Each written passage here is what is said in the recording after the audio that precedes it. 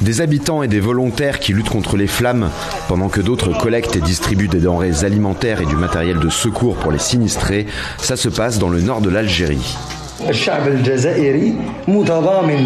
Depuis le 9 août, la région de la Kabylie fait face à d'importants incendies qui ont déjà fait au moins 71 morts, dont 28 militaires. C'est une catastrophe. De nombreux citoyens ont dénoncé le manque de préparation des autorités face à ce type de catastrophe. Ici, ils s'organisent eux-mêmes pour porter secours aux habitants de la région dévastée par les flammes. La solidarité est là vraiment, c'est-à-dire c'est exceptionnel. C'est exceptionnel, c'est du jamais vu. Pendant ce temps-là, en Algérie. On s'entraide entre peuples et on espère arranger la situation et aider les sinistrés. يعني كانت بزاف سرعه التضامن في غضون 4 ساعات منطقه تكون محروقه تكون عندها شعب يعاني يبعثوا لها الرونفور شعب في شعب سي دي اورغانيزاسيون دو bénévolat سي دي جون سي دي étudiants سي دي acteurs سي دي influenceurs سي دي musiciens سي دي écrivains.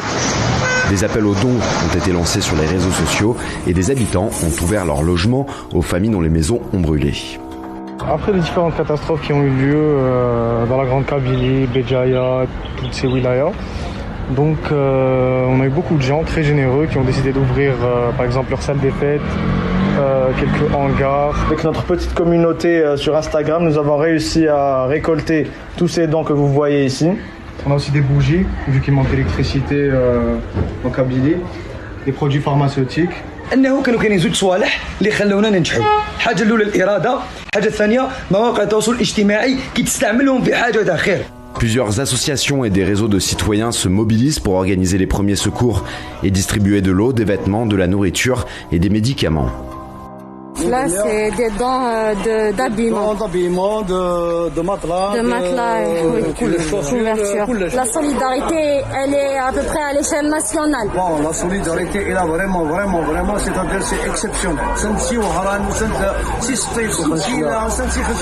Vraiment. Les dons alimentaires, on est saturé.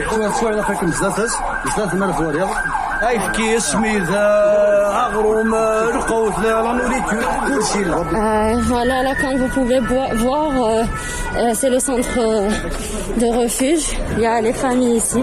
Il y a un staff médical aussi qui s'en charge des médicaments, des malades.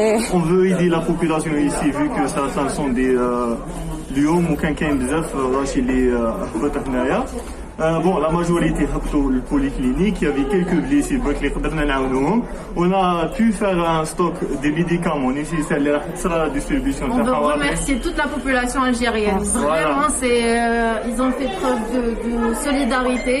C'est très émouvant et très touchant. En fait, on manque de rien du tout. On est plus un peuple divisé et un peuple uni, et j'espère que ça continuera comme ça. Parce que c'est le plus beau geste qu'on puisse faire à l'humanité et à la nature. Cet élan de solidarité est né par pur nationalisme, je pense, par pur amour envers le pays, parce qu'on s'est vu dans une situation où personne d'autre ne pouvait nous aider à part nous-mêmes.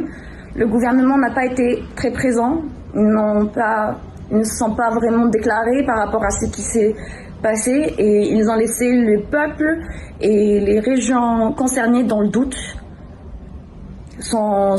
Et ils ont envoyé des militaires, des personnes qui n'étaient pas équipées. Ils les ont envoyés vers des flammes où ils ont vu la mort. Selon le ministre de l'Intérieur algérien, les feux seraient d'origine criminelle. Le président algérien a annoncé l'arrestation de 22 personnes accusées d'avoir mis le feu.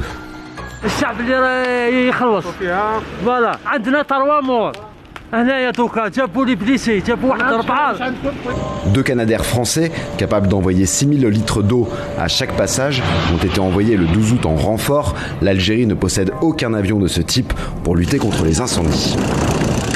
Comme vous voyez ici en Kabylie, ces derniers jours, tout est incendié.